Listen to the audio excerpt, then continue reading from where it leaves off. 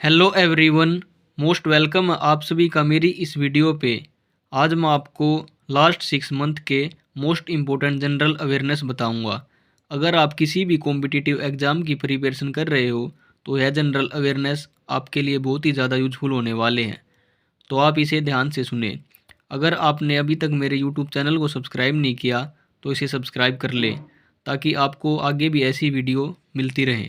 Banking and economy में पहली most important news है, रिजर्व बैंक ऑफ इंडिया ने एयू स्मॉल फाइनेंस बैंक और इक्विटास बैंक को फॉरेन एक्सचेंज में डील करने की अनुमति दे दी है।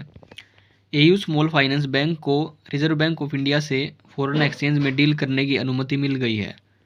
आरबीआई ने फॉरेन एक्सचेंज में डील करने के लिए एफईएमए की फुल फॉर्म है फॉरेन एक्सचेंज मैनेजमेंट एक्ट 1999 के सेक्शन 10 के अंडर ऑथराइज्ड डीलर कैटेगरी 1 के रूप में कार्य करने के लिए लाइसेंस प्रदान किया है और इक्विटास स्मॉल फाइनेंस बैंक को रिजर्व बैंक ऑफ इंडिया से ऑथराइज्ड डीलर कैटेगरी 1 लाइसेंस भी रिसीव हुआ है। अभी हाल ही में आरबीआई ने पीरियड ऑफ 3 ईयर्स के लिए एयू स्मॉल फाइनेंस बैंक के एमडी और सीईओ के रूप में संजय अग्रवाल को रीअपॉइंटमेंट के लिए मंजूरी दे दी है। रीअपॉइंटमेंट 19 अप्रैल से 18 अप्रैल 2026 तक पीरियड ऑफ 3 ईयर्स के लिए है और इसमें कुछ इंपॉर्टेंट पॉइंट्स हैं। RBI reserve bank of India का जो इस्टेब्लिश्ड है वो 1 अप्रैल 1935 को हुआ और इसका जो हेडक्वार्टर है वो मुंबई में है। रिजर्व बैंक ऑफ इंडिया के जो गवर्नर है वो शक्तिकांत दास जी है। एयू स्मॉल फाइनेंस बैंक इसको 1996 में फाउंड किया गया और इसका जो हेडक्वार्टर है वो जयपुर में है। एयू स्मॉल फाइनेंस बैंक के जो इंडिपेंडेंट डायरेक्टर है वो मिस्टर राज विकास वर्मा जी हैं। और इक्विटास बैंक को 1993 में फाउंड किया गया और इसका जो हेडक्वार्टर है वो चेन्नई में है। इक्विटास बैंक के एमडी और सीईओ वासुदेवन पठानगी नारासिमम है। अगली मोस्ट इम्पोर्टेंट न्यूज़ है, ग्लोबल बैंकिंग क्राइसिस बढ़ने पर आईएमएफ ने फाइनेंशियल ईयर 24 में भारत की ग्रोथ का अनुमान घटाकर 5.9% कर दिया। आईएमएफ की फुल फॉर्म है इंटरनेशनल मॉनेटरी फंड। आईएमएफ ने फाइनेंशियल ईयर 24 के लिए भारत के लिए अपनी इकोनॉमिक ग्रोथ के अनुमान को 20 बेसिस पॉइंट से घटाकर 5.9% कर दिया है। आईएमएफ ने अपने latest by annual world economic outlook में भारत की रिटेल इन्फ्लेशन फाइनेंशियल ईयर 23 के 6.7% से घटकर फिस्कल ईयर 24 में 4.9% रहने का अनुमान बताया है। और करंट अकाउंट डेफिसिट एक साल पहले के एस्टीमेट से 2.6% से घटकर जीडीपी का 2.2% रह जाएगा। और इसमें रिटेल इन्फ्लेशन क्या है? इन्फ्लेशन दो तरह की होती है, एक रिटेल और दूसरी होलसेल। रिटेल इन्फ्लेशन की दर आम कस्टमर की तरफ से दी जाने वाली कीमतों पर आधारित होती है। इसको कंज्यूमर प्राइस इंडेक्स भी कहते हैं। इन्फ्लेशन को मापने के लिए अनुमान लगाया जाता है कि पिछले साल की समान अवधि के दौरान कंज्यूमर प्राइस इंडेक्स में कितने प्रतिशत की बढ़ोतरी हुई है। और जीडीपी क्या है? Gross domestic product. जीडीपी से देश की फाइनेंशियल इकोनॉमी का पता लगा सकते हैं। किसी देश में फिक्स टाइम पीरियड के दौरान प्रोड्यूस हुई सभी फाइनेंस गुड्स एंड सर्विसेज की मॉनेटरी वैल्यू को जीडीपी कहते हैं। करंट अकाउंट डेफिसिट यह क्या है?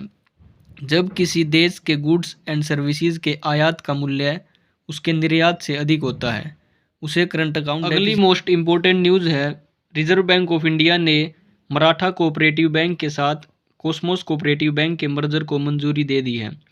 सेंट्रल बैंक ने मराठा कोऑपरेटिव बैंक को 31 अगस्त 2016 को बैंकिंग रेगुलेशन एक्ट 1949 के सेक्शन 35 के अंडर डायरेक्शन के अंडर रखा था, जिसकी स्थापना 1946 में हुई थी और जिसकी मुंबई में 7 ब्रांचेज हैं।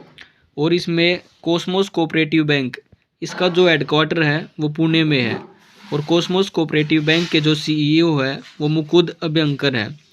मराठा सहकारी बैंक, इसका जो हेडक्वार्टर है वो मुंबई में है और इसके जो सीईओ है वो रवि किरण दुर्जी है। अगली मोस्ट इम्पोर्टेंट न्यूज़ है, एनबीएफसी प्रोफैक्टिस कैपिटल को फैक्टरिंग सर्विस प्रदान करने के लिए आरबीआई की मंजूरी मिली। जो नॉन बैंकिंग फाइनेंशियल कंपनी है उसको प्रोफैक्टिस कैपिटल ने एमएसएमई की फुल फॉर्म क्या है, यह आप मुझे कमेंट करके बताएं। एनबीएफसी प्रोफैक्टिस कैपिटल ने एमएसएमई को फैक्टरिंग सर्विस प्रदान के लिए आरबीआई से फैक्टरिंग रेगुलेशन एक्ट 2011 के अंडर सर्टिफिकेट ऑफ रजिस्ट्रेशन प्राप्त किया है। इसमें कंपनी का जो प्लान है वो बिजनेस को बूस्ट करना और वर्किंग कैपिटल मैनेजमेंट को इम्प्रूव करना है, और साथ ही इसमें टाइमली और एफिशिएंटली फैक्टरिंग सर्विसेज को ऑफर करने का है। और इसमें प्रोफैक्टिस कैपिटल, इसका जो हेडक्वार्टर है वो मुंबई में है, और प्रोफैक्टिस कैपिटल के जो सीईओ है वो केवी श्रीनिवासन है।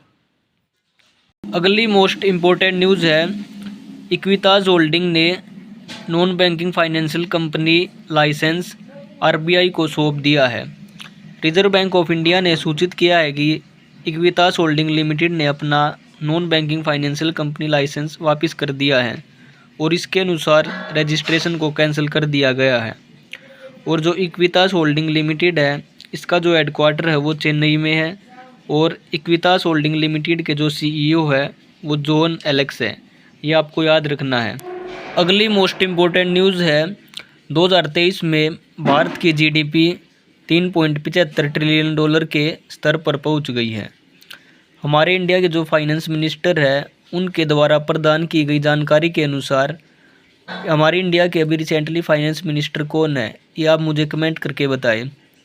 इसमें भारत की जीडीपी 2023 में 3.75 ट्रिलियन डॉलर के स्तर पर पहुंच गई है, जो 2014 में लगभग 2 ट्रिलियन डॉलर थी।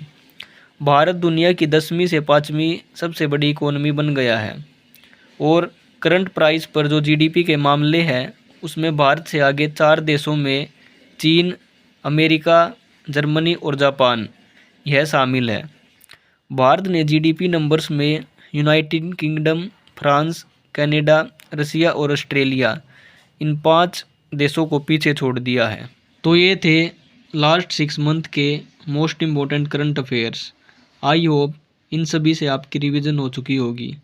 अगर आपकी रिवीजन हो गई है तो आप इसको उन सभी के साथ शेयर कर सकते हैं जो कॉम्पिटिटिव एग्ज़ाम की प्रिपरेशन कर रहे हो, ताकि इससे उन सभी की रिवीजन हो सके, और यह करंट अफेयर्स आपके एग्ज़ाम पॉइंट ऑफ व्यू से बहुत ही ज़्यादा यूज़फुल है। अगर आपने अभी तक मेरी वीडियो को लाइक नहीं किया तो इसे लाइक ज़रूर करें। आज की इस वीडियो में बस इतना ही। बाकी मिलता हूँ आपसे फिर नई वीडियो में। तब तक के लिए जय हिंद, जय भारत।